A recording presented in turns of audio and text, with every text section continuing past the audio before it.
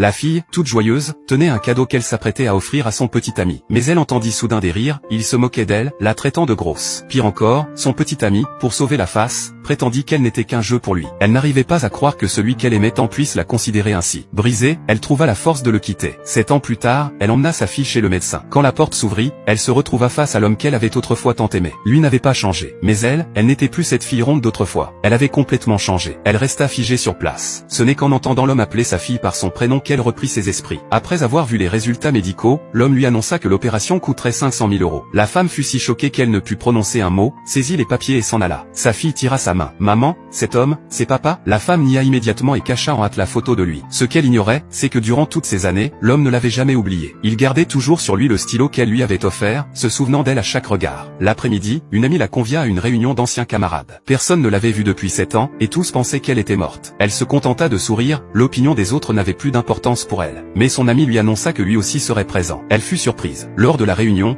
tous se demandaient s'il viendrait vraiment. Et il vint. La déléguée de classe s'empressa de l'accueillir, feignant une grande familiarité. Mais il l'ignora complètement et s'éloigna sans lui accorder le moindre regard. Pour sauver la face, une autre camarade tenta de la consoler. Il est juste timide, c'est tout. La déléguée, rassurée, reprit un peu confiance. Puis, pour se donner de l'importance, elle se mit à se moquer de la femme, disant qu'elle pesait 150 kilos à l'époque. L'homme réagit immédiatement, visiblement mécontent. La déléguée alla même jusqu'à dire que cette femme était morte depuis longtemps. L'homme reçut cette nouvelle comme un coup de couteau en plein cœur. Il n'arrivait pas à croire ce qu'il venait d'entendre. Lui, qui avait attendu si longtemps. Il perdit tout goût à la fête et quitta les lieux. Ce n'est qu'après son départ que la déléguée apprit que l'homme avait profondément aimé cette femme. Elle en fut furieuse. Le destin les réunit à nouveau. Alors que la femme trébuchait dans la rue, il la rattrapa au vol. Gênée, elle tenta de s'éloigner, mais la déléguée de classe apparut. Elle était devenue la supérieure hiérarchique de la femme. Elle lui ordonna sèchement de livrer les documents et de partir. En voyant qu'elle s'était tordu la cheville, l'homme la prit immédiatement dans ses bras et l'emmena. Sur le chemin du retour, il trouva son visage familier et lui demanda s'ils s'étaient déjà rencontrés. Elle répondit que sa fille était déjà venue consulter dans son service. Mais il n'y crut pas un instant et lui laissa son numéro, espérant rester en contact. De retour chez lui, il appela un ami pour lui demander de vérifier si cette femme était vraiment morte. Le soir, alors qu'elle sortait du travail, la déléguée de classe l'attendait. Elle lui dit ironiquement que l'homme était son petit ami, pour la mettre mal à l'aise. Puis elle lui ordonna de livrer un colis à 50 km de là. La femme voulut refuser, mais la déléguée utilisa la prime comme chantage. Elle savait que la femme avait désespérément besoin de cet argent pour sauver sa fille. Mais sur le chemin du retour, la femme se retrouva confrontée à un homme dangereux. Elle ne savait pas qui appeler. Alors elle appela l'homme. Heureusement, il décrocha. Elle fit mine de lui demander s'il pouvait venir la chercher à l'entrée de la résidence. Elle pensait être en sécurité en arrivant. Mais le chauffeur revint l'attaquer. Au moment où tout semblait perdu, l'homme arriva à temps. Il arrêta l'agresseur et le remit à la police. Lorsqu'il lui tendit la main, elle sortit enfin de sa terreur. 7 ans avaient passé, et pourtant, il était toujours là pour elle, dès qu'elle avait besoin. Pour le remercier, elle l'invita à dîner. L'homme lui demanda aussitôt où se trouvait son mari. Elle mentit, disant qu'il était à l'étranger. Mais lorsqu'ils passèrent commande, elle se trahit. C'était leur restaurant d'antan. Et elle évita instinctivement les plats qu'il n'aimait pas. Il lui saisit alors la main et dit « C'est toi, tu es ma femme ».